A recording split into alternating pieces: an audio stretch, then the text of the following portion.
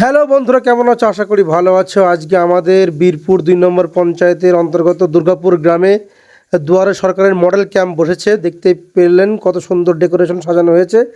এই দেখো কত সুন্দর করে সাজানো হয়েছে এবং এখানে বিভিন্ন অফিসার রয়েছে বিভিন্ন দপ্তরে।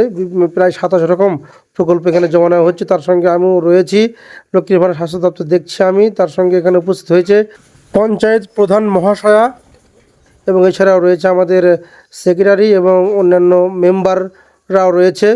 পশ্চিমবঙ্গ সরকার একটা সুন্দর উদ্যোগ নিয়েছে। আজকে দাদা এখানে কিসের পরিষেবা হচ্ছে? আজকে হচ্ছে মডেল ক্যাম্প, দুয়ারে সরকারের মডেল ক্যাম্প।